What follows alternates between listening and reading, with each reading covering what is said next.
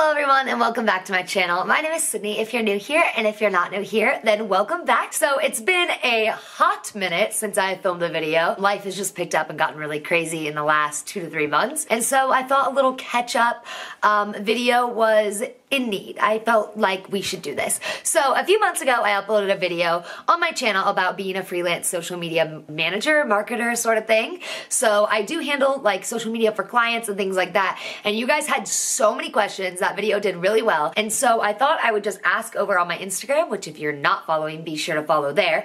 If you guys had any more questions about what I study, what I do, my internship, and things like that. So I will be answering some of those questions for you guys. And so a little bit of background about me and my digital marketing history. I'm currently a senior digital marketing student at Lindenwood University.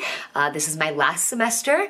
I am doing an internship right now, which is in influencer marketing. I'm a social media marketing intern, but it is for an influencer marketing company. So that's super exciting. I'm on week 2 of that right now. I'm just kind of learning about that. So just something new. I'm also a social media influencer and creator myself, as you can see. And then I also manage social media for some clients. So I have a wide background of digital marketing, education, and experience. And so I thought I could just come on here and give you guys a little bit of that insight. So without further ado, let's get right into the questions because you guys had a lot. I'm going to start with more of the school/internship related questions and then move more into the freelance stuff. So if you'd like to skip ahead to that, feel free. So the first question is, what is your favorite and least favorite part of your major? So as I said, my major is digital marketing. I would have to say that my favorite part of it is that I get to learn like hands-on things, and it's always changing. I love that I literally read things that were published that same exact week instead of reading old textbooks.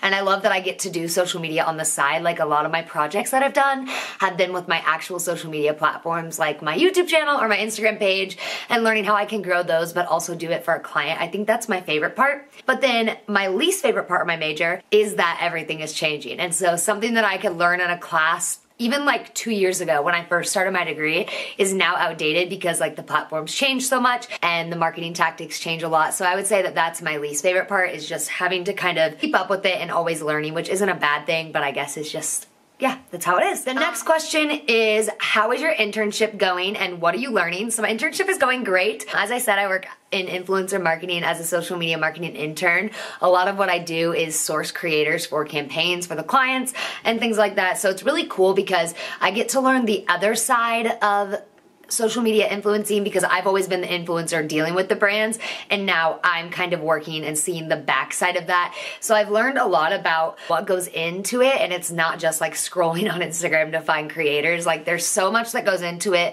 I don't know, I just really think it's interesting because I get to see the other side of it, and it's going well. The first few days I was doing a lot of training, which was kind of tedious, but now that I'm actually into the actual work and I've gotten my first tasks, I love it. And my company is 100% remote, so I really like that too because everyone's in the same boat. Everyone's at home working, so the work-life balance is really great there. The next question is tips on how to get an internship in influencer marketing. So I'm gonna kind of like merge this question with what is some advice you could give to finding a part-time job to build experience as a college student. So whether it be in influencer marketing or just digital marketing in general, I would say that the more work you have on your resume, the better. So whether that be volunteering to help with a small business's Instagram account or approaching a small business owner about managing their account, things like that, I just think really builds your resume and it can show that you know what you're doing. Also, I think one of the biggest things that helped me get my internship was that my own personal social media platforms represented my work and my passion for the industry. So really focusing on making sure my pages look good and it looks like I actually take the time. I think that's one of the biggest things that helps me get my internship and also just land these clients, because they see that I take it seriously for myself when I'm not getting paid to do it. And so that really just shows how passionate about it I am. And yeah, so as far as like part-time jobs go to build the experience as a college student, like I said, just start with local people who don't know. Like you have more insight than you think you do just by growing up in this age. And so if you can offer some help to a local business or a small business owner, that's just really where I started, and then it kind of went up from there. Hope that helped answer that question. The next question is, do you make money doing freelancing? So yes, I do make money doing freelancing. I charge my clients on a rate basis rather than an hourly basis. I've done that before. Did not like it because what takes me 30 minutes might take someone else 2 hours just because I know what I'm doing and I've kind of streamlined the process. So yes, I do get paid freelancing. I have a rate card that I send to potential clients, and when I go meet with them, I'm like, this is kind of laid out what my packages include. And yeah, so right now it's kind of on the low end because I don't think I'll make freelancing a full-time job. If I were to make it full-time, I'd probably have to increase my prices because I'm probably not charging enough. But that's the beauty of freelancing. You can just kind of accept as many jobs or as little jobs as you want and kind of make your own schedule and figure out how involved you are in that client. So yeah.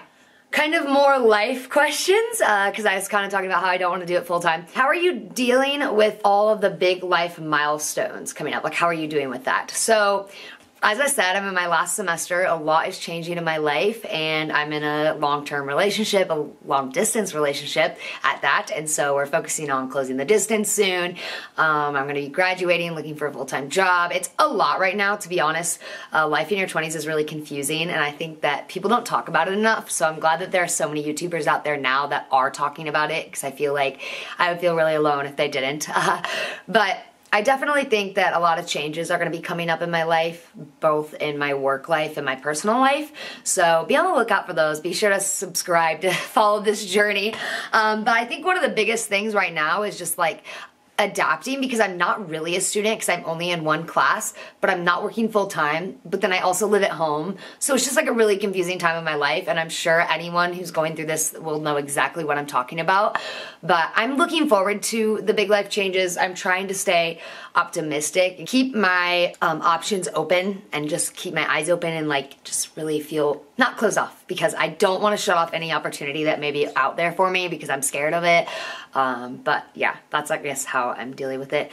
What is one thing that I'm excited about post-grad? I'm just excited to like have something that's actually my job. So right now I work in a million different ways. Like I have different clients, then I work in my internship, and then I worked at an ice cream shop, and like nothing ever felt like it was mine and like it was my title, and I overworked myself so badly. That's something that I'm working on right now, and I think that's something that's gonna be really important for me after graduation is work-life balance, because when you're working from home and everything you do is from home, it's really hard to balance that all. So I'm working on that right now. But one thing that I'm really excited about is just having a time that I can shut off my work. So if I'm working for a company, like if I get a full-time offer somewhere, I'll have a set time that I work and then I can turn that off. Whereas right now I'm really struggling with that because I don't, like at night, I will want to relax, but then I'm like, oh, I could be writing that paper for school when I don't really have that much school to be doing, but I could be doing it, and just I'm anxious, if you couldn't tell. And then the next question is plans after graduation.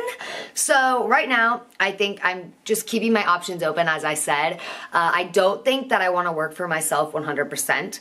I think starting out, I need something that's a little more structured. So something like my internship that I'm doing, I would love to do that full time, or even part time and still kind of work on my stuff on the side. I really am just keeping my options open. It really just depends on where life is at and where I'm at in my relationship and what country I'm living in and everything like that. I'll talk a little bit more about that in my long distance Q&A, so if you want to go over and watch that one, you'll hear more about those plans. But as far as immediate plans after graduation, I'd love to travel this summer. It's been my last summer as a kid, I guess. And I would love to bring my family to England. I don't know if that's gonna happen, but we shall see. I plan to continue working for the clients that I have right now, as long as they'll continue working with me, and then hopefully get a full-time job. Big girl things. So now we're going to be moving more into like social media management and freelancing. So the first question is, how did you start social media managing, and is it hard? So the way that I started actually was just, like I said, I've been doing social media for myself for a really long time, since I was in high school. And so it started out as from my church. They reached out to me and they're like, we're looking for someone to manage our social media. We were wondering if you'd be interested, because we know that's what you're studying and we know that that is like something that you enjoy doing. So it kind of started from there, and then I made connections from the church and like other business owners that went to my church, and so then it kind of filtered out through those outlets. So it all was just kind of like connection making, and then other people in my small town knew that I did social media for like myself, like YouTube and Instagram influencing and things like that, and so they were really just able to look at my profiles and see that I know what I'm doing a little bit more than they knew what they were doing.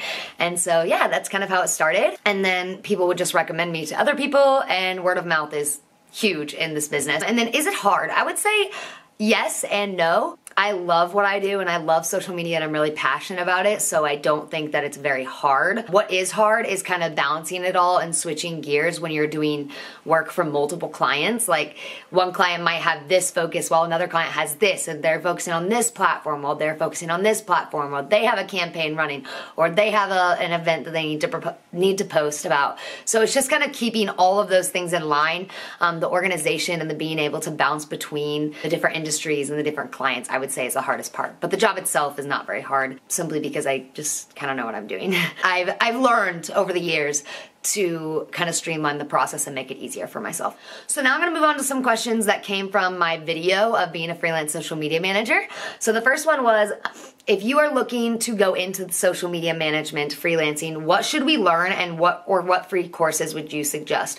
YouTube is your best friend. You don't have to get a degree in this to be able to do what I'm doing. I just knew that I wanted to go to college, and it's something that I've always thought that I needed for myself. And it kind of bought me time to not work full time for the rest of my life. I would really highly suggest just looking up on YouTube. And YouTube, people post tips and tricks, and on TikTok, I'm always seeing content from social media managers that are doing what you all want to do and what I do. That has helped me so much. I would say that I've learned more up-to-date information on social media than in some of my classes that I've taken. As far as like courses go, YouTube is obviously free and it's out there, but if you are in a school, check into seeing if they have LinkedIn Learning. My school offers LinkedIn Learning to us for free, and that connects to your LinkedIn profile. And what's really nice about it is that when you complete a course, so like I completed a course on like SEO or social media marketing for Instagram or using video on Instagram, then you actually get a badge to put on your LinkedIn profile and you can take exams to prove your skills. So I would highly suggest that. It's a great resource.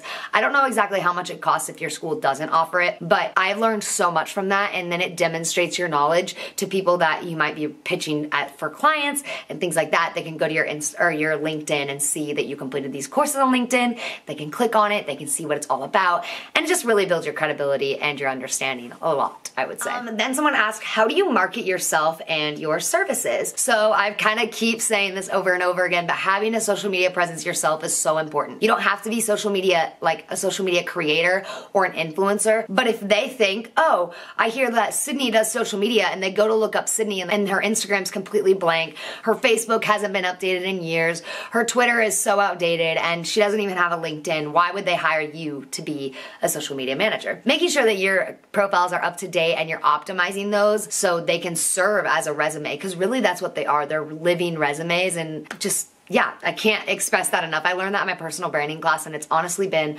one of the biggest pieces of advice and the best pieces of advice that I could give someone. But as far as like marketing myself and my services, I don't really do a lot of outreach myself because I'm not looking for clients right now. But I would say that if you are looking for clients, start where you are. Start in your local community, message small businesses saying, hey, for this amount a month, I can manage your social media. They understand that you're learning alongside with them, and I think that's the biggest thing. You don't have to be an expert in this to start. You just have to have a better understanding of what you're doing than the general population.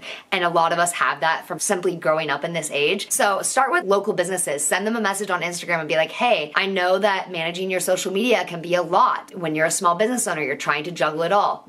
Let me help you. I can do this, this, and this. I'm a student, or I'm trying to grow my social media management business, and send them your rates and see what they say. I love meeting with people and telling them what I can do and just being fully transparent with them. Like, I'm not guaranteeing results. I'm not guaranteeing, oh, if you hire me, I'm going to raise your following by this much by this date, because I don't personally know how to do that, and I don't trust myself enough to say that. But just by saying, hey, I can post on your social media, that's one less thing that you have to do. I would say that's the best way to market. The next thing that someone asked is, how do you find your clients? So like I said, the clients kind of came to me because of just filtering out from where I started. But like I said, if you're wanting to find clients, start with something you know a lot about. Don't just open your services up to anyone. That's one of my best pieces of advice, because you want to be working in industry that you know a little bit about, because you're gonna be working 10 times harder if you work for a client that you know nothing about. Like if you don't know anything about cars and you go to offer your services to a local car dealership, you're gonna be working double, because you're gonna be working to learn about what car dealerships are all about, and then working on actually doing their social media. So start with businesses that you understand. Like, you know, if you are a coffee lover or you love clothes, start at a coffee shop or a boutique and offer those services to them. And then, like I said, your clients will come to you once you start. Word of mouth is huge in this business. How do I do my hashtag research? Or what is my strategy for hashtag research? So I posted in my video of being a freelance social media manager about how I was updating a client's hashtag list. And one of my biggest things is I just start with one simple hashtag. So let's say, I don't know, I'll use the example of a coffee shop. I don't manage a coffee shop, but this is just an example. I will go on Instagram and look up hashtag coffee shop.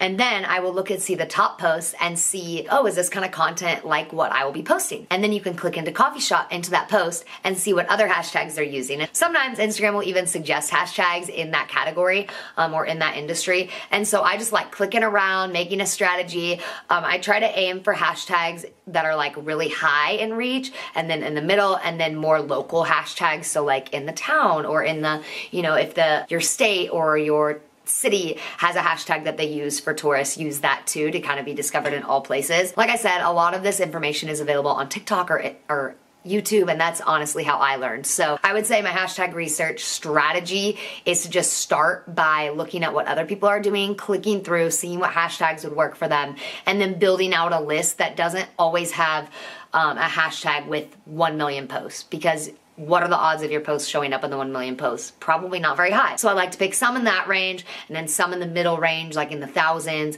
and then some in the local range. So like state or city hashtags. So I hope that helped answer any of your questions about being a digital marketing student, about my internship, and just about like where I'm at in life, and then also freelancing. If you guys have any other questions, be sure to leave me a comment. I will love to answer all of your questions. I know I had a lot of questions on the freelance video, and I just have not been on YouTube very much, so I haven't been answering them. So I thought this would be the perfect way to come out here. But as I'm starting to work from home more and not being as much of like a college student, I will be posting more vlogs about what I do in my internship and my social media management freelance business. If you would, I would love if you would just subscribe and hang around, so that way I can answer all of your questions in the future and hopefully show you some of this in action. So thank you guys so much for watching today's video. Thank you to everyone who sent me questions, and I hope you all are doing well, and I will see you in the next video. Bye!